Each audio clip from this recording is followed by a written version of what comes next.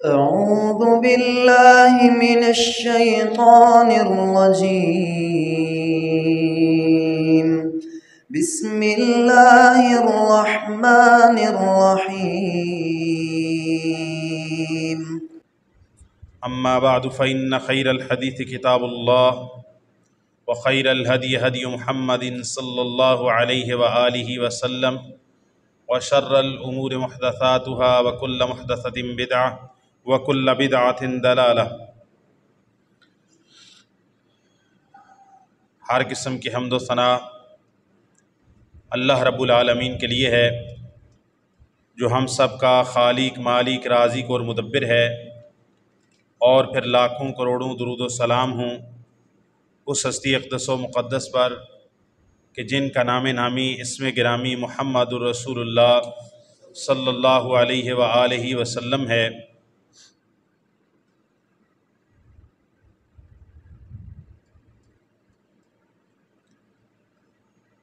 محرم الحرام کا مہینہ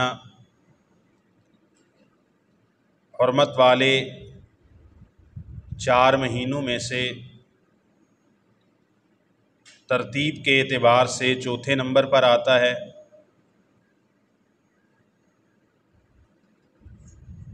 اور اسلامی ہجری کیلنڈر کے اعتبار سے سال کا پہلا مہینہ ہے۔ محرم کے مہینے میں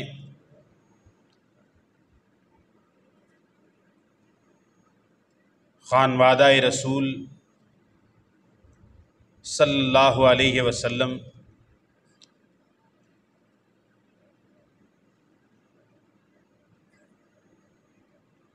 سیدنا حسین رضی اللہ تعالی عنہ کے ساتھ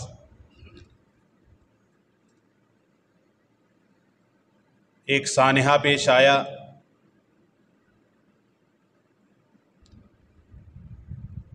جو کہ تاریخ کا ایک المیہ ہے۔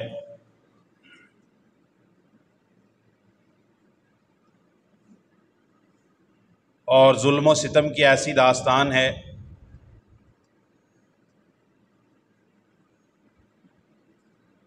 کہ اس طرح کی ظلم و ستم کی خونچکاں داستان شاید ہی تاریخ کوئی دوسری پیش کرنے سے عاجز آ جائے اور اس کے پاس کوئی ایسا دوسرا واقعہ موجود نہ ہو۔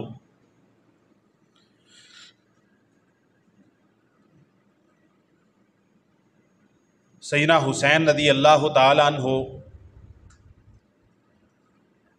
کوئی عام فرد نہ تھے، کوئی عام انسان نہ تھے، بلکہ نبی کریم صلی اللہ علیہ وسلم کے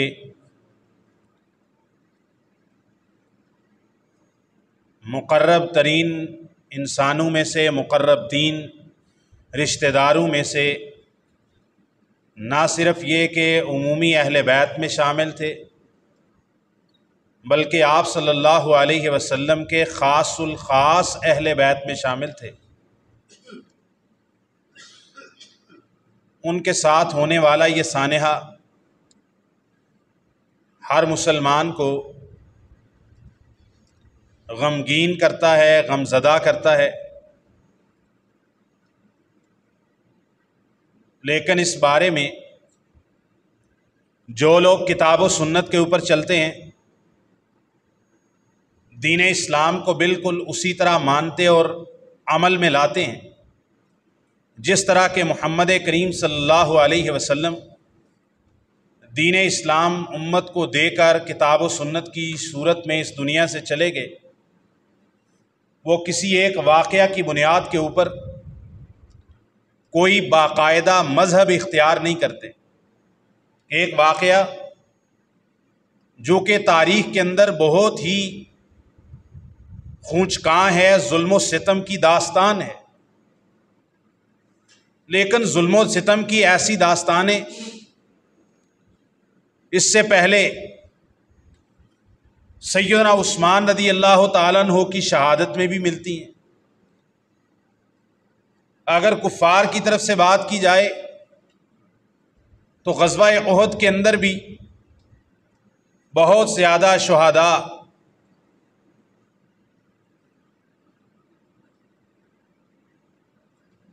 رسول اللہ صلی اللہ علیہ وسلم نے دفنائے ہیں۔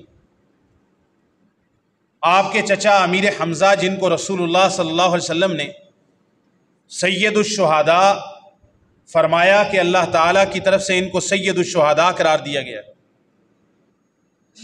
آپ صلی اللہ علیہ وسلم غم زدہ بھی ہوئے، پریشان بھی ہوئے، لیکن اس کی بنیاد کے اوپر کوئی سالانہ غزوہ احد 3 ہجری میں ہوا ہے۔ اس کے بعد نبی کریم صلی اللہ علیہ وسلم 7 سال تک باقاعدہ حیات رہے ہیں۔ تو سالانہ کوئی عرس ہوتا ہو، سالانہ کوئی ماتم کا پروگرام ہوتا ہو، یا سالانہ کوئی عشرہ غزوہ احد پڑھا جاتا ہو، اس کی کوئی بنیاد ہمیں دین اسلام میں نہیں ملتی، اور کسی اور دین کو تو ہم مانتے بھی نہیں ہیں۔ اہل بیت رضوان اللہ علیہم اجمعین کے فضائل، ان کے مناقب، ان کے اوصاف حمیدہ، ان کے ساتھ محبت کرنا، ان کے ساتھ الفت رکھنا، ان کے حقوق کو ماننا اور ان کا خیال رکھنا، یہ اللہ کی طرف سے، اللہ کے رسول کی طرف سے ہر اہل ایمان پر لازم قرار دیا گیا ہے۔ اللہ تعالیٰ نے سورہ الاحزاب کے اندر نبی کریم صلی اللہ علیہ وسلم کی ازواج مطہرات کے بارے میں سورہ الاحزاب کی آیت نمبر 28 سے لے کے 34 تک کچھ ارشادات نازل کیے، جن میں سے ایک آیت نمبر 33 ہے۔ اللہ تعالیٰ آیت نمبر 33 میں فرماتے ہیں وَقَرْنَ فِي بُيُوتِكُنَّ، جمع مؤنث حاضر کا صیغہ گرامر کی اعتبار سے بات کی جائے کہ عورتوں کو مخاطب کیا جا رہا ہے، اور مراد نبی کریم صلی اللہ علیہ وسلم کی بیویاں ہیں۔ وَقَرْنَ فِي بُيُوتِكُنَّ، اے نبی کی گھر والیوں اپنے گھروں میں ٹھہری رہو۔ وَلَا تَبَرَّجْنَ تَبَرُّجَ الْجَاهِلِيَّةِ الْأُولَى، پہلی جاہلیت کے طریقے پر بناؤ سنگار مت کرو۔ وَأَقِمْنَ الصَّلَاةَ، اور نماز قائم کرو اے نبی کی بیویوں۔ وَآتِينَ الزَّكَاةَ، اور زکوٰۃ ادا کرو اے نبی کی بیویوں۔ وَأَطِيعْنَ اللَّهَ وَرَسُولَهُ، اور اللہ اور اس کے رسول کی اطاعت کرو۔ کون؟ اے نبی کی بیویوں۔ انما یرید اللہ لیذہب عنکم الرجس اہل البیت ویطہرکم تطہیرا، سوائے اس کے نہیں، اللہ تعالیٰ ارادہ کرتا ہے کہ وہ تم سے ہر طرح کی گندگی اور نجاست اور رجس کو دور کر دے، اور اللہ تعالیٰ یہ ارادہ کرتا ہے تاکہ تمہیں پوری طرح سے پاک کر دے ہر طرح کی علائشوں سے۔ یہ آیت نمبر 33 پوری ہو گئی، جو کہ امہات المومنین کے بارے میں ہے۔ اللہ تعالیٰ پھر مخاطب کرتے ہیں جمع مؤنث حاضر کا صیغہ، وَاذْكُرْنَ مَا يُتْلَى فِي بُيُوتِكُنَّ مِنْ آیَاتِ اللَّهِ وَالْحِکْمَةِ، اے نبی کی بیویوں جو تمہارے گھروں کے اندر کتاب اور حکمت میں سے تلاوت کیا جاتا ہے اس کو یاد کرو، اس کو پڑھو۔ ان اللہ کان لطیفا خبیرا، آیت نمبر 33 اور 34 میں سورہ الاحزاب کی آیت نمبر 33 میں آیت تطہیر ہے، جس میں اللہ تعالیٰ نے اہل البیت کو مخاطب کر کے کہا کہ اللہ تعالیٰ اے اہل بیت تمہیں پاک کرنا چاہتے ہیں، تمہاری تطہیر چاہتے ہیں۔ اس آیت کا سیاق ازواج مطہرات ہیں، اس آیت کا سباق یعنی اگلی آیت بھی امہات المومنین ہیں۔ درمیان میں آیت آئی انما یرید اللہ لیذھب عنکم الرجس اہل البیت۔ قرآن مجید کو اگر تنہا رکھا جائے، کسی روایت حدیث کا حوالہ نہ دیا جائے، صرف قرآن مجید کے اعتبار سے اگر اس کی تفسیر کی جائے، تو یہ تنہا امہات المومنین ازواج مطہرات کو شامل ہے قرآن مجید کے سیاق کے اندر۔ عبارت النص سے اہل البیت کے اندر، اہل البیت اور آیت تطہیر کے مصداق میں عبارت النص قرآن مجید کے الفاظ میں سوائے امہات المومنین میں کہ اور کوئی فرد اس میں شامل نہیں، کہ انہی کو اہل بیت کہا گیا ہے، انہی کو نصائح و پند و نصائح کی گئی ہیں، انہی کو اللہ تعالیٰ نے تنبیہ بھی فرمائی ہے، اور آیت تطہیر کا مصداق بھی وہی ہے۔ تو قرآن مجید کو اگر صرف قرآن مجید کو پڑھا جائے تو اہل البیت صرف آیت تطہیر کی روح سے امہات المومنین ازواج مطہرات شامل ہوتی، ان کو یہ فضیلت حاصل ہو گئی قرآن مجید کی روح سے، قرآن مجید کی نص کے ساتھ، اللہ کے کلام اور جبریل کی وحی کے ساتھ۔ لیکن انہی کے بارے میں یہ صرف آیت نہیں ہے، اس آیت کا مصداق صرف ازواج مطہرات نہیں، اس فضیلت کو شامل اور بھی افراد ہیں۔ سیدہ عائشہ رضی اللہ تعالیٰ عنہا ارشاد فرماتی، حدیث صحیح مسلم شریف کے اندر موجود ہے، سیدہ عائشہ رضی اللہ تعالیٰ عنہا فرماتی ہیں خرج النبی صلی اللہ علیہ وسلم غداۃ وعلیہ مرط مرحل من شعر اسود۔ ام المومنین سیدہ عائشہ فرماتی ہیں نبی کریم صلی اللہ علیہ وسلم ایک صبح نکلے، آپ پر بالوں اور اون کی بنی ہوئی سیاہ رنگ کی ایک چادر تھی۔ حدیث کسا بھی اس کو کہا جاتا ہے، کسا کا معنی عربی کے اندر چادر ہوتا ہے۔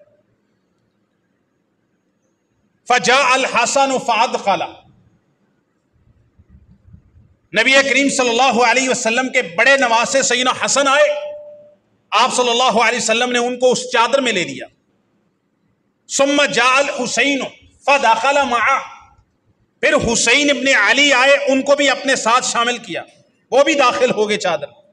ثم جاءت فاطمہ، پھر سیدہ فاطمہ رضی اللہ تعالیٰ عنہا تشریف لائیں، فادخلها، آپ صلی اللہ علیہ وسلم نے سیدہ فاطمہ کو بھی اپنے ساتھ شامل کیا۔ ثم جاء علی، چوتھے نمبر پر سیدنا علی رضی اللہ تعالیٰ عنہ آئے، نبی کریم صلی اللہ علیہ وسلم نے ان کو بھی اپنے ساتھ چادر میں شامل کیا۔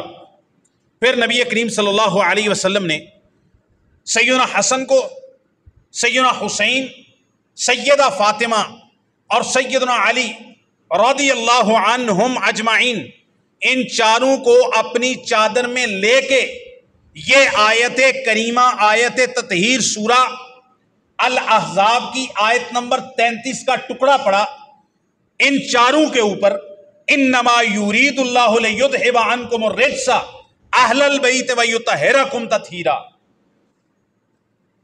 اے اہل بیت، اللہ تعالی تم سے ہر طرح کی رجس اور پالیدی کو دور کر دینا چاہتے ہیں اور تمہیں پوری طرح پاک فرمانا چاہتے ہیں، لہٰذا اس آیت کریمہ کا مصداق اس حدیث کی وجہ سے صرف امہات المومنین نہ رہی، صرف ازواج مطہرات نہ رہی، بلکہ اس آیت کے معنی میں سیدنا حسن، سیدنا حسین، سیدنا علی اور سیدہ فاطمہ رضی اللہ تعالی عنہم، یہ چاروں بھی اس آیت تطہیر کے مصداق میں شامل ہو گئے۔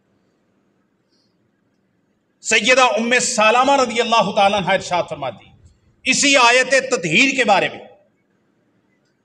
کہ نبی کریم صلی اللہ علیہ وسلم نے ان چاروں کو، جب یہ آیت کریمہ اتری تو نبی کریم صلی اللہ علیہ وسلم نے ان چاروں کے بارے میں اس آیت کریمہ کو تلاوت کر کے کہا اللہم ہؤلاء اہل بیتی فاذھب عنہم الرجس وطہرہم تطہیرا۔ یہ مسند احمد وغیرہ کی روایت ہے۔ اے اللہ، یہ میرے اہل بیت ہیں، اللہ ان سے بھی نجاست کو دور کر دے اور ان کو پوری طرح پاک فرما دے۔ وہ جو آیت کریمہ آیت تطہیر میں ازواج مطہرات امہات المومنین کے بارے میں نازل ہوئی تھی کہ ان کو پاک کرنے کا ذکر تھا، نبی کریم صلی اللہ علیہ وسلم نے ان چاروں کے بارے میں دعا فرما کے اللہم، اے اللہ، اذہب، دور کر دے، انہم، ان چاروں سے بھی، الرجسا، ہر طرح کی نجاست کو، وطہرہم تطہیرا، اللہ ان کو پوری طرح سے پاک فرما دے۔ تو قرآن مجید کی آیت اتری، اس کا اولین مصداق امہات المومنین ازواج مطہرات ہیں، وہ اہل بیت ہیں۔ آپ صلی اللہ علیہ وسلم نے اس آیت کو تلاوت کر دیا سیدنا حسن، حسین، سیدہ فاطمہ اور سیدنا علی پر، یہ چاروں کو بھی آیت تطہیر کے مصداق اور معنی کے اندر رسول اللہ صلی اللہ علیہ وسلم نے شامل فرما دیا۔ اسی طرح ان چاروں کی یہ شان بھی آتی ہے، بلکہ سیدنا عبداللہ ابن عباس رضی اللہ تعالیٰ عنہما فرماتے ہیں، یہ تفسیر ابن کثیر کے اندر موجود ہے، سند اس کی بالکل صحیح ہے۔ عبداللہ ابن عباس فرماتے ہیں کہ یہ جو آیت تطہیر ہے، انما یرید اللہ لیذھب عنکم الرجس اہل البیت، یہ جو اہل بیت والی آیت ہے، سیدنا عبداللہ ابن عباس جو خود اہل بیت میں شامل ہے، وہ کہتے ہیں نازلت فی نساء النبی صلی اللہ علیہ وسلم، یہ آیت کریمہ نبی پاک کی بیویوں کے بارے میں نازل ہوئی ہے۔ سیدنا عبداللہ ابن عباس کے شاگرد اکرمہ رضی اللہ تعالیٰ عنہ، وہ کہتے ہیں جو چاہتا ہے مجھ سے مبالغہ کر لیں، تابعی ہیں، سیدنا عبداللہ ابن عباس کے ملازم شاگرد ہیں جو ساری زندگی ان کے ساتھ ہیں۔ اکرمہ تابعی کہتے ہیں، ان سے بھی سند حسن ہے، وہ کہتے ہیں جو چاہتا ہے میرے ساتھ مباہلہ کر لے اس بات کے بارے میں کہ یہ آیت کریمہ آیت تطہیر سورہ احزاب کی آیت نمبر 33 انما یرید اللہ لیذھب عنکم الرجس اہل البیت، یہ آیت کریمہ میں مباہلہ کرنے کے لیے تیار ہوں کہ نبی پاک کی بیویوں کے بارے میں نازل ہوئی ہے۔ یہ تو اکرمہ رحمہ اللہ نے فرما دیا۔ اگر کوئی بندہ سادہ قرآن مجید کو پڑھے اور اس کے اندر کوئی تعصب مذہبی نہ پایا جاتا ہو، وہ ایک طرف سے لے کے سورہ احزاب کی آیت نمبر 28 سے یا نساء النبی، یا نساء النبی، وہاں سے لے کے آیت نمبر 34 تک پڑھ لے اور اس کو سادہ ترجمہ آتا ہو، وہ بندے کو مبالغہ کرنے کی ضرورت ہی نہیں پڑے گی، وہ کہے گا بھائی یہ نبی پاک کی بیویوں کا ہی تذکرہ چل رہا ہے۔ ایک اور بات، یہ ان چار افراد کی صرف یہ فضیلت نہیں کہ نبی پاک نے ان کو آیت تطہیر کی مصداق میں شامل کیا، یہ بھی ان کی فضیلت ہے، لیکن اس کے سوا فضیلت کیا ہے؟ سیدنا سعد ابن ابی وقاص بیان کرتے ہیں، یہ صحیح مسلم کے اندر یہ حدیث موجود ہے، 2404 نمبر ہے، شاید 2404 نمبر۔ جب نجران کے عیسائی آئے اور نبی کریم صلی اللہ علیہ وسلم نے ان پر اپنی دعوت کو پیش کیا، انہوں نے ماننے سے انکار کر دیا، سورہ آل عمران کی یہ آیت نازل ہوئی جس کو آیت مباہلہ کہتے ہیں۔ اگر تم اس دعوت کو نہیں مانتے، فَقُلْ تَعَالَوْا نَدْعُ أَبْنَاءَنَا وَأَبْنَاءَكُمْ وَنِسَاءَنَا وَنِسَاءَكُمْ وَأَنفُسَنَا وَأَنفُسَكُمْ، اے لوگو آ جاؤ، ہم اپنے بیٹوں کو لے کے آتے ہیں، تم اپنے بیٹوں کو لے کے آؤ، ہم اپنی عورتوں کو لے کے آتے ہیں، تم اپنی عورتوں کو لے کے آؤ، ہم خود آتے ہیں اپنے نفسوں کو لے کر، تم بھی اپنے نفسوں کو لے کے آ جاؤ، پھر اللہ کے سامنے گڑ گڑاتے ہیں، دعا کرتے ہیں اور جھوٹے پر اللہ کی لعنت کی دعا کرتے ہیں کہ اللہ اس پہ لعنت کرے۔ یہ جب آیت کریمہ نازل ہوئی، اب اس کا مطلب تھا کہ نجران کے عیسائیوں کو مبالغے کا چیلنج دینا تھا۔ مبالغہ آنگ میں چھلانگ لگانا یا منار پاکستان سے چھلانگ لگانے کو مبالغہ نہیں کہتے، یہ جاہلوں کا مبالغہ ہے۔ مبالغہ ہوتا ہے کہ اللہ تعالیٰ کے سامنے گڑ گڑانا اور دعا کرنا کہ اللہ جو سچا ہے اس کو نجات عطا فرما، اور جو جھوٹا ہے اللہ اس پر لعنت کر اور اس کو تباہ و برباد فرما، اسی کا نام مبالغہ ہوتا ہے۔ لیکن ویسے کوئی کسی کے لیے لعنت کرتا رہے، اچھی بات نہیں ہے، معین مسلمان کے لیے لعنت نہیں کرنی چاہیے، اس کا نام لے کے فلاں پہ لعنت کرے، کتنا ہی بڑا گناہگار ہو، لعنت نہیں کرنی چاہیے۔ لیکن کفار کے لیے مقابلے میں آ کے لعنت کرے، آمنے سامنے میدان میں آ کے لعنت کرے، تو اس کو مبالغہ کہتے ہیں۔ نبی کریم صلی اللہ علیہ وسلم جب یہ آیت مباہلہ نازل ہوئی، آپ صلی اللہ علیہ وسلم نے، سعد بن ابی وقاص رضی اللہ تعالیٰ عنہ فرماتے ہیں نبی کریم صلی اللہ علیہ وسلم نے دعا رسول اللہ صلی اللہ علیہ وسلم فاطمہ و حسن والحسین و علی، نبی کریم صلی اللہ علیہ وسلم نے 4 کو بلایا، سیدنا علی کو بلایا، سیدہ فاطمہ کو بلایا، سیدنا حسن کو بلایا، سیدنا حسین کو۔ اب مباہلہ کرنے کی آیت نازل کر دی ہے اللہ تعالیٰ نے، اب مباہلہ کرنے کی نوبت بھی آ سکتی ہے، میدان میں نکلنا بھی پڑ سکتا ہے۔ تو نبی اس میں آیت میں ذکر ہے کہ بھی اپنے بیٹے لے کے آؤ۔ نبی کریم صلی اللہ علیہ وسلم کے تینوں سلبی بیٹے وہ بچپن کے اندر ہی، دودھ پینے کی عمر کے اندر ہی دنیا سے چلے گئے۔ آپ کے تینوں سلبی بیٹے دنیا سے چلے گئے بچپن کے اندر۔ اب آپ صلی اللہ علیہ وسلم بطور بیٹوں کو کن کو لے کے جائیں؟ آپ صلی اللہ علیہ وسلم نے بطور بیٹوں کے سیدنا حسن و حسین کو بلایا کہ یہ میرے بیٹے ہیں، اور آپ کے نواسے تھے۔ رسول اللہ صلی اللہ علیہ وسلم و نساءکم، اپنی بیٹی سیدہ فاطمہ کو لیا، اور سیدنا علی رضی اللہ تعالیٰ عنہ کو بطور اپنے بھائی ہونے کے، بطور داماد ہونے کے، بطور اہل بیت کا فرد ہونے کے، ان کو بھی ساتھ لیا۔ تو نبی کریم صلی اللہ علیہ وسلم نے ان 4 کو بلا کے یہ آیت کریمہ تلاوت کی کہ بھئی اللہم، ان کے بارے میں فرمایا اللہم ہؤلاء اہل بیتی، اور اس طرح انما یرید اللہ لیذھب عنکم الرجس اہل البیت۔ آیت مباہلہ کے اوپر رسول اللہ صلی اللہ علیہ وسلم کا سیدنا علی کو، سیدہ فاطمہ کو، سیدنا حسن کو، سیدنا حسین کو بلانا، آیت مباہلہ کے نازل ہونے کے بعد یہ رسول اللہ صلی اللہ علیہ وسلم کے ہاں ان کی اہمیت ہے کہ اہل بیت میں اور بھی افراد شامل ہیں، لیکن آیت مباہلہ میں رسول اللہ صلی اللہ علیہ وسلم 4 کو بلا رہے ہیں۔ یہ ان کی فضیلت ہے کہ آیت مباہلہ نازل ہوئی، آپ صلی اللہ علیہ وسلم نے 4 کو بلایا۔ یہ ان کی فضیلت ہے کہ حسن و حسین کو اپنے بیٹوں کی جگہ پہ رکھا۔ عورتوں کی بات ہوئی، رسول اللہ صلی اللہ علیہ وسلم نے اپنی بیٹی کو رکھا۔ انفسنا کی بات ہوئی، اپنے ساتھ سیدنا علی رضی اللہ تعالیٰ کو رکھا۔ اتنی بڑی فضیلت اللہ تعالیٰ نے عطا کر دی۔ یہاں پر ایک سوال پیش آتا ہے، نوجوانوں کے لیے یہ جواب دینا ضروری ہے۔ ایک آصف رضا علوی ہے، میں کسی بندے کا ممبر پہ نام نہیں لیتا، لیکن جو بندہ اسلام آباد کے اندر کھڑے ہو کے نام لے کے ابو بکر کو کافر کہہ کے یہاں سے لندن بھاگے، میں اس کا نام لوں گا۔ ہم شرم رکھنے والے بندے ہیں، ہم بہت ساری بدعت و خرافات کا یہاں رد کر رہے ہیں، لیکن بدعت کا رد کرتے ہیں، بدعتی کا نام نہیں لیتے۔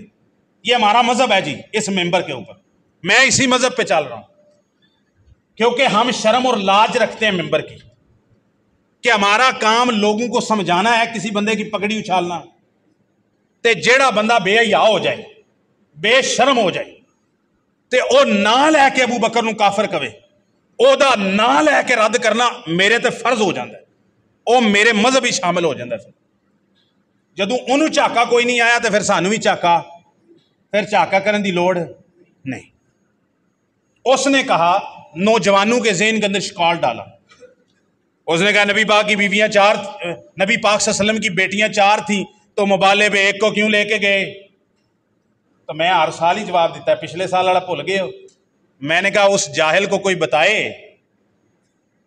اور نبی پاک مبالے پہ گئے ہی نہیں ہیں۔ نبی پاک مبالے پہ کہتا ہے نبی پاک کی بیٹیاں 4 تھیں، تو مباہلے پہ ایک کو کیوں لے کے گئے؟ ہم نے کہا جاہل، نبی پاک مباہلہ کے لیے گئے نہیں، کیونکہ عیسائی مقابلے میں آنے کی جرت کر نہیں سکے، مباہلہ کہیں ہوا نہیں۔ نبی پاک گھر سے مباہلہ کے لیے اس لیے نہیں نکلے کہ عیسائیوں نے سامنے آنے کی جرت نہیں کی۔ نہ نبی پاک ایک بیٹی کو لے کے گئے ہیں، نہ 4 کو لے کے گئے ہیں۔ جواب، ابراہیم علیہ السلام گئے نا نمرود کے دربار میں، انہیں کہا میرا رب ہوئے جڑا زندہ بھی کردہ تے ماردہ ہے۔ انہیں ایک بندے نو قتل کرتا، تے ایک مجرم نو جڑے قتل ہونا واجب ہو چکیا سی عدالت دی روح نال، انہوں آزاد کر دو۔ انہیں کہا میں بھی زندہ کرنا تے مارنا بھی ہے۔ ابراہیم علیہ السلام، اے میرا ترجمہ ہے، ابراہیم علیہ السلام نے کہا بندہ ذرا موٹی عقل دا ہے، اینو انج گل سمجھ نہیں آمدی، اینو ذرا گل، موٹی عقل دا بندہ ہے، اینو موٹی گل سمجھانی پے دی۔ تو ابراہیم علیہ السلام کو اللہ تعالیٰ نے یہ الہام کیا، انہوں نے فرمایا میرا رب وہ ہے جو سورج کو مشرق سے لاتا ہے، اگر تو رب ہے تو مغرب سے سورج کو چڑھا کے دکھا۔ فَبُہِتَ الَّذِي کفر، جس نے کفر کیا تھا اس کافر کا آگے سے منہ بند ہو گیا، سٹی گم ہو گئی۔ ایک بندے نے کہا، جیسے ابراہیم علیہ السلام کے سامنے نمرود نے کہا تھا، ہمارے سامنے کسی نے کہا کہ نبی پاک کی بیٹیاں 4 تھیں، مبالے پہ ایک کو کیوں لے کے گئے؟ ہم نے کہا مبالے پہ ایک کو بھی نہیں لے کے گئے۔ تو اس پر آیت پڑھنا بنتی ہے نا، فَبُہِتَ الَّذِي کفر۔ ترجمہ جنہوں ہم عربی آندھی واپے کر لیں، ٹینشن نہیں لیں۔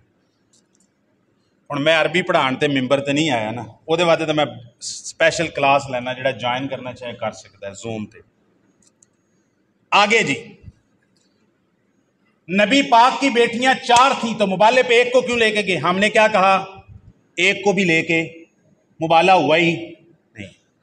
پھر دوسری بات، نبی پاک کی وہ تینوں بیٹیاں آیت مباہلہ نازل ہونے سے پہلے تینوں کی تینوں، سیدہ زینب، سیدہ ام کلثوم، سیدہ رقیہ، یہ تینوں کی تینوں دنیا سے جا چکی تھی، فوت ہو چکی تھی، نبی ان کو دفنا چکے تھے۔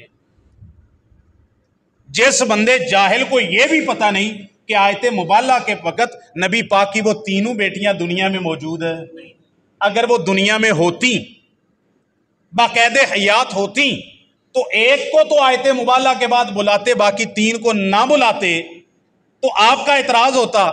اور ایک ان میں سے ایسی ہیں جو 8 سال پہلے دنیا سے جا چکی ہیں، آیت مبالہ سے 7-8 سال پہلے۔ سیدہ رقیہ 2 ہجری غزوہ بدر کے وقت دنیا سے چلی گئی، سیدہ ام کلثوم اس کے بعد تھوڑی دیر بعد چلی گئی، سیدہ زینب بھی آیت مبالہ کے بعد، آیت مبالہ سے پہلے دنیا سے جا چکی ہیں۔ جو دنیا میں ہی موجود نہیں ہے تو اس کے بارے میں کہتا ہے کہ نبی پاک کی بیٹیاں اگر 4 تھی تو مبالے پہ ایک کو کیوں لے کے گئے؟ ایک کو بھی نہیں لے کے گئے۔ اور جن کی تو بات کر رہا ہے وہ دنیا میں موجود نہیں ہے، وہ وفات پا چکی ہے۔ یہ سیدنا حسن، سیدنا حسین، سیدنا علی کی فضیلت ہے کہ آیت مبالہ رسول اللہ صلی اللہ علیہ وسلم نے کے بعد ان کو بلایا۔ یہ صحیح مسلم کی 2404 نمبر حدیث ہے۔ پھر نبی کریم صلی اللہ علیہ وسلم نے سیدنا حسن و حسین کے بارے میں خاص طور پر ارشاد فرمایا، آپ نے فرمایا ہما ریحانہ طایہ من الدنیا، حسن و حسین میرے دنیا کے اندر 2 پھول ہیں، ہما ریحانہ طایہ من الدنیا، حسن و حسین میرے 2 پھول ہیں۔ یہ حدیث کس نے سنائی؟ حدیث کا بیک گراؤنڈ بڑا ضروری ہے، آگے وقت نہیں بچے گا شاید۔ سیدنا عبداللہ ابن عمر رضی اللہ تعالیٰ عنہما، حج کا موقع ہے، بہت بوڑھے اور ضعیف ہو چکے ہیں، بیت اللہ کی دیوار کے ساتھ شاید ٹیک لگا کے یہ اس کے سائے میں بیٹھے ہیں۔ عراق سے کچھ لوگ آتے ہیں، وہ پوچھتے ہیں ان میں سے شیخ اور بزرگ اور بڑے عالم کون ہیں؟ انہوں نے کہا یہ ہیں عبداللہ ابن عمر، قریش کے سب سے بڑے عالم یہی اس وقت اپنے زمانے میں۔ کون ہے؟ صحابی رسول ہیں۔ انہوں نے کہا ہم آپ سے سوال کرنا چاہتے ہیں۔ کرو جی سوال، بڑا اہم فقہی نکتہ سوال ہے۔ انہوں نے کہا اگر کوئی شخص، یہ صحیح بخاری شریف کی حدیث ہے، انہوں نے کہا صحیح بخاری کے اندر حدیث ہے، انٹرنیشنل نمبرنگ میں لکھ کے نہیں لایا، ورنہ میں دس دیں گا انٹرنیشنل نمبرنگ۔ وہ کہتے ہیں عبداللہ ابن عمر سے حج کے موقع پر، اے صحابی رسول بتائیے اگر کوئی شخص حرم کے اندر، حرم کی حدود میں ایک مکھی مار دے ذباب، تو ایک مکھی کو مارنے کا کفارہ کیا ہے؟ بھائی ہرن مار دے اگر شکار کا تو بکری اس کے کفارے میں دیں گے، اگر کسی نے جنگلی کبوتر شکار کر لیا تو کوئی مرغی وغیرہ پالتو جانوروں میں سے دیں گے۔ اگر کوئی مکھی مارے حرم کے اندر اس کا کیا کفارہ ہے؟ عبداللہ ابن عمر نے سمجھا، پوچھا کہاں سے آئے ہو؟ کہتے ہیں عراق سے آئے ہیں۔ عبداللہ ابن عمر نے کہا صحیح بخاری شریف کی حدیث ہے۔ انہوں نے کہا ہؤلاء اہل العراق یسألونی عن الذباب، یہ عراق کے رہنے والے مجھ سے آج حرم میں مکھی مارنے کا کفارہ پوچھتے ہیں۔ وَقَدْ قَتَلُوا ابْنَةَ بِنْتِ رسول اللہ، جبکہ ان ظالموں نے رسول اللہ صلی اللہ علیہ وسلم کی لخت جگر سیدہ فاطمہ کے بیٹے حسین کو مظلومانہ طور پر کربلا کے اندر عراق میں شہید کر دیا، ان کو وہاں پر کفارہ اور اللہ کا خوف یاد نہیں آیا، نبی پاک کے بیٹے اور نواسے کو شہید کر دیا اور وہاں پہ کفارہ یاد نہیں، اللہ کا خوف نہیں آیا، اور مجھ سے آ کے پوچھ کس کر رہے ہیں کہ حرم میں مکھی مار دو تو اس کا کفارہ کیا ہے؟ یعنی ان کے کہنے کا مطلب یہ تھا کہ اتنی حیا اور شرم نہیں ان کو آتی کہ نبی پاک کے بیٹے اور نواسے کو شہید کرتے ہوئے خدا کا خوف نہیں آیا، اور یہاں پر آ کے مکھی مارنے کا کفارہ پوچھ رہے ہیں۔ اس موقع پر سیدنا عبداللہ ابن عمر نے فرمایا ان عراق کے لوگوں کو، جبکہ نبی پاک نے فرمایا تھا ہما ریحانہ طایہ من الدنیا، انہوں نے نبی پاک کے نواسے کو شہید کر دیا عراق کے لوگوں نے، جبکہ نبی پاک نے فرمایا تھا حسن و حسین تو میرے دو پھول ہیں۔ یہ صحیح بخاری شریف کی حدیث ہے۔ ایک اور حدیث ہے جامع ترمذی کے اندر، نبی کریم صلی اللہ علیہ وسلم نے فرمایا الحسن والحسین سیدا شباب اہل الجنہ، حسن و حسین جنت کے نوجوانوں کے دونوں سردار ہیں، یہ صحیح حدیث ہے۔ اسی طرح نبی کریم صلی اللہ علیہ وسلم نے فرمایا، یہ مسند احمد کی حدیث ہے، حسن و حسین کے بارے میں فرمایا اللہم انی احبہما فاحبہما واحب من یحبہما، اے اللہ میں ان دونوں اپنے بیٹوں حسن و حسین سے محبت کرتا ہوں، اللہ تو بھی ان دونوں سے محبت کر، واحب من یحبہما، اے اللہ جو ان دونوں سے حسن و حسین سے پیار کرے، اے میرے مولا تو بھی ان سے محبت فرما۔ اسی طرح صحیح بخاری کے اندر سیدنا حسن اکیلے کے بارے میں بھی دعا موجود ہے، وہ آئے کسی مجلس میں، آپ منبر پہ خطبہ ارشاد فرما رہے تھے، وہ گرے، نبی پاک صلی اللہ علیہ وسلم نے سیدنا حسین کو اٹھا کے اپنے ساتھ، سیدنا حسن کو اٹھا کے ساتھ لائے اور ان کی طرف اشارہ کر کے کہا اللہم انی احبہ فاحبہ واحب من یحبہ، اے اللہ اس حسن سے میں محبت پیار کرتا ہوں، تو بھی محبت فرما، اور جو بھی حسن سے محبت کرے اللہ تو اس بندے سے بھی محبت فرما۔ نبی کریم صلی اللہ علیہ وسلم نے سیدنا حسن و حسین کے بارے میں یہ امت کو یہ پیغام پہنچایا ہے کہ آپ نے تمام اہل بیت سے محبت کرنی ہے، اور چونکہ آج تذکرہ ہم زیادہ سیدنا حسین رضی اللہ عنہ کے بابت کر رہے ہیں، تو سیدنا حسین رضی اللہ تعالیٰ عنہ سے محبت کرنا یہ ایک مومن کے لیے اس کے ایمان کی علامت ہے، تمام اہل بیت سے محبت کرنا ایمان کی علامت ہے، اور بالخصوص ہم تذکرہ سیدنا حسین رضی اللہ عنہ کا کر رہے ہیں۔ ایک روایت میں آتا ہے، صحیح حدیث ہے، نبی کریم صلی اللہ علیہ وسلم نے فرمایا، وہ فرماتے ہیں من سرہ، سیدنا حسین کی بات ہے، نبی پاک صلی اللہ علیہ وسلم نے سیدنا حسین کو دنیا کے اندر جنت کی بشارت دی ہے، یعنی عشرہ مبشرہ کے بارے میں جیسے ہم پڑھتے ہیں نا کہ نبی پاک نے فرمایا ابو بکر فی الجنہ، عمر فی الجنہ، عثمان فی الجنہ، علی، طلحہ، زبیر، سعد، سعید، نام لے کے جنت کی بشارت دی، اور بھی کئی صحابہ کو دی ہے۔ سیدنا حسین کو نبی پاک صلی اللہ علیہ وسلم نے دنیا کے اندر بچپن کے عالم کے اندر جنت کی بشارت ارشاد فرمائی۔ آپ نے فرمایا من سرہ ان ینظر الی رجل من اہل الجنہ فلینظر الی ھذا، حسین ابن علی آئے، نبی پاک کے نواسے آئے، آپ نے فرمایا جس نے دنیا کے اندر چلتا پھرتا جنتی دیکھنا ہے وہ میرے بیٹے حسین کو دیکھ لے، یہ دنیا میں چلتا پھرتا ہوا جنتی جا رہا ہے۔ سیدنا حسین رضی اللہ، سیدنا معاویہ رضی اللہ تعالیٰ عنہ فرماتے ہیں سیدنا حسن کے بارے میں، معاویہ رضی اللہ تعالیٰ ارشاد فرماتے ہیں سیدنا حسن کے بارے میں، کہتے ہیں میں نے اپنی آنکھوں سے دیکھا ہے، میں نے اپنی آنکھوں سے دیکھا ہے اپنے آقا و مولا جناب محمد کریم صلی اللہ علیہ وسلم کو کہ نبی کریم صلی اللہ علیہ وسلم سیدنا حسن کے ساتھ اتنا پیار کر رہے تھے کہ ان کو بوسہ دے رہے تھے، ان کے ہونٹوں کو، ان کی زبان کو رسول اللہ صلی اللہ علیہ وسلم پیار کر رہے تھے۔ تو آگے معاویہ رضی اللہ تعالیٰ فرماتے ہیں جہنم کی آگ اس وجود کو، اس چہرے کو، ان کو ہونٹوں کو اور اس زبان کو کیسے چھو سکتی ہے جس کو میرے محمد کریم صلی اللہ علیہ وسلم کے لب لگے؟ سیدنا حسن کے بارے میں کہتے ہیں میں نے، معاویہ رضی اللہ تعالیٰ کہتے ہیں میں نے اپنی آنکھوں سے دیکھا ہے نبی پاک ان کے ہونٹوں کو پیار کر رہے تھے، ان کی زبان پر پیار کر رہے تھے، ان کے چہرے پر پیار کر رہے تھے۔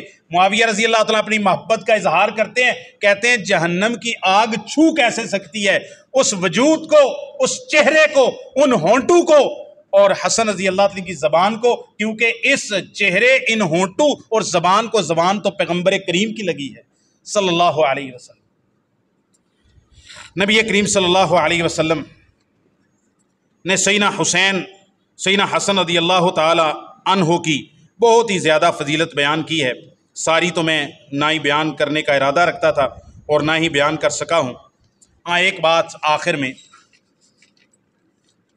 کہ جو قاتلین حسین ہیں، قاتلین حسین جو کربلا میں نواسہ رسول کو خانوادہ سمیت شہید کرنے والے، ان کے بارے میں ہم کیا کہتے ہیں؟ یہ قاتلین کے ساتھ ہیں نہیں فلاں کا، میں اپنی طرف سے کچھ نہیں کہتا۔ ہمارے وہ کہتے ہیں، ایک بندہ کہتا ہے ان کی کمپنی کے بہت بڑے، جیسے اپنی پھر کمپنی کے بڑے ہیں تعارف کرا دیں، ٹھیک ہے۔ شیخ الاسلام ابن تیمیہ یہ فرماتے ہیں مجموع الفتاوی کے اندر، کہتے ہیں میری بات سن لو، یہ 4 باتیں یاد رکھ لینا۔ کوئی بھی بندہ پوچھے کہ خانوادہ رسول کے قاتلین کے بارے میں تمہارا کیا موقف ہے، سن لو موقف۔ فرمایا جس بندے نے اما من قتل الحسین او امر بقتلہ او رضی بذلک او اعان علیہ، 4 باتیں ہیں۔ شیخ الاسلام ابن تیمیہ فرماتے ہیں ہم اہل سنہ والجماعہ کا یہ عقیدہ ہے، جس بندے نے سیدنا حسین کو شہید کیا یا شہید کرنے کا حکم دیا یا شہید کرنے پر تعاون کیا یا ان کی شہادت پہ راضی ہوا، 4 دعوے ہیں ہمارے 4۔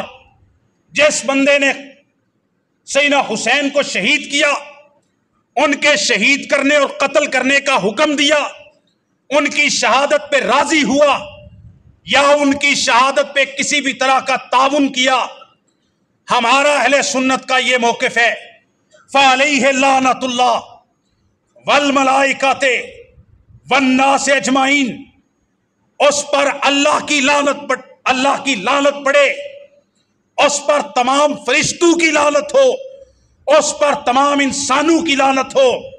شیخ الاسلام فرماتے ہیں لا یقبل اللہ من صرفا ولا عدلا، قاتلین حسین، اس میں مدد کرنے والے، اس پہ خوش ہونے والے، اس میں معاملت کرنے والے، ان پہ اللہ کی لعنت، فرشتوں کی لعنت، تمام انسانوں کی لعنت۔ اللہ اس کی نہ فرض عبادت قبول کرے، اللہ نہ اس کی کبھی نفل عبادت قبول کرے، جن نے خانوادہ رسول کو شہید کیا۔ اور ہم شیخ الاسلام ابن تیمیہ کے جملے پہ اضافہ کرتے ہیں، بعد میں آئے نا، ہم کہتے ہیں اے جد جملے تہاڈا بھی یہ عقیدہ ہوئے نا تے مینوں دسیو ذرا۔ ہم کہتے ہیں قاتلین عمر پہ دسو یار، حضرت عمر کے قاتل پر، حضرت عثمان کے قاتل پر، حضرت علی کے قاتل پر، اور حضرت حسین اور ان کے گھر والوں کے قاتلین پر کوئی شک باقی رہ گیا؟ ٹھیک ہے، سب تے لعنت۔ جڑے جڑے اسی صرف اور صرف ایک کی بات نہیں، سیدنا عمر بھی شہید ہوئے، سیدنا عثمان بھی شہید ہوئے، سیدنا علی بھی شہید ہوئے، سیدنا حسین بھی شہید ہوئے، اور سیدنا حسن کو بھی شہید کیا گیا۔ ہم کہتے ہیں ان کو جس نے بھی قتل کیا، جس نے قتل میں معاونت کی، ان سب شخصیات کے قتل پہ جو راضی ہوا، اللہ ان سب پر کیا کرے؟ لعنت کرے۔ آخری بات، یہ محرم الحرام مہینہ تو حرمت کا تھا، لیکن اس کو مخصوص مذہب کے ماننے والوں نے رسوم و رواج کے اندر امت کو ڈال دیا۔ نوحہ کرنا، نبی پاک نے فرمایا، صحیح بخاری شریف کی حدیث ہے، آپ نے فرمایا وہ مجھ میں سے نہیں ہے، لیس منا، وہ ہم میں سے نہیں جو بندہ اپنی گال کو پیٹے مصیبت کے وقت، یا پھر اپنا گریبان چاک کرے، یا رخسار کو پیٹے، یا پھر ماتم کرے، یا پھر نوحہ کرے، او دعا بدعو الجاہلیہ، اس طرح کے مرثیے وغیرہ پڑھے مصیبت کے اوپر، آپ نے فرمایا وہ ہم میں سے بھائی جس نے جو کرنا ہے اس نے اللہ کو جواب دینا ہے، لیکن میری تو ذمہ داری بنتی ہے نا میں آپ کو بتاؤں، نوحہ کرنا، ماتم کرنا، بین کرنا نہ اپنی میت کے اوپر جائز ہے اور نہ ہی شہدائے کربلا کے اوپر ہے۔ نبی پاک نے اس سے سبیلیں لگانا، بھائی گرمی کا موسم ہے پانی پلائیں لوگوں کو رج کے، اس سے بڑا کوئی صدقہ، لیکن ایک دن یا کچھ دنوں کو مخصوص کر کے سبیلیں لگانا، یہ نبی کریم صلی اللہ علیہ وسلم، اور جب سے یہ واقعہ پیش آیا سیدنا علی زین العابدین مریض کربلا جو کربلا میں بچ گئے، انہوں نے کبھی یہ سبیلیں 10 محرم کو لگائی؟ میں آپ سے کہتا ہوں اہل سنت سے، بھائی اس بدعت و خرافات کو آگے بڑھانے کے اندر معذرت کے ساتھ مان لینا ہم اہل سنت کا بھی قصور ہے کہ ہم بھی بھائی جگہ جگہ پہ یہاں سے جلوس گزر رہے ہیں، بھائی ان کے جلوس ہیں گزاریں، حکومت ان کو پروٹیکشن دے، ہم پرامن لوگ ہیں ہم کچھ نہیں کہیں گے، اپنی مرضی۔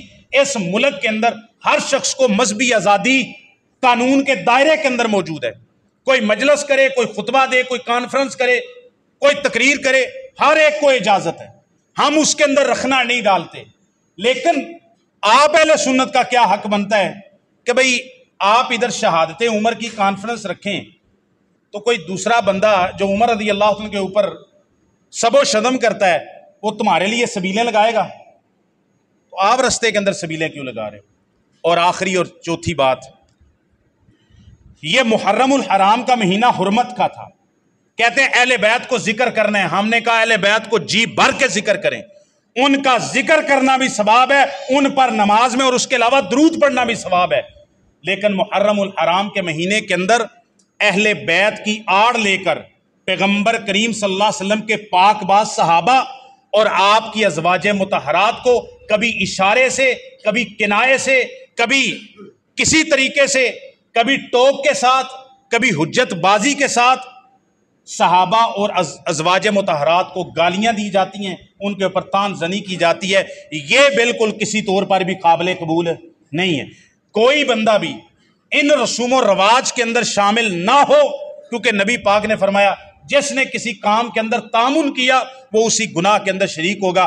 نبی پاک نے فرمایا منکر کام ہے یہ، رسومات محرم منکر کام ہے، آپ نے فرمایا ہاتھ سے روکو، وہ حکومت کا کام ہے ہمارا نہیں، زبان سے روکو، یہی ہم کر رہے ہیں کہ یہ رسوم و رواج ہے، یہ دین اسلام نہیں ہے، اس میں شرک ہوتا ہے، بدعات خرافات ہوتی ہیں، یہ دین اسلام نہیں، ہم یہ کر رہے ہیں۔ اگر یہ بھی نہیں کر سکتے تو نبی پاک نے فرمایا دل سے برا جانے، یہ ایمان کا آخری درجہ ہے، اور عاشوراء کا روزہ رکھے۔ کیا کرے بندہ؟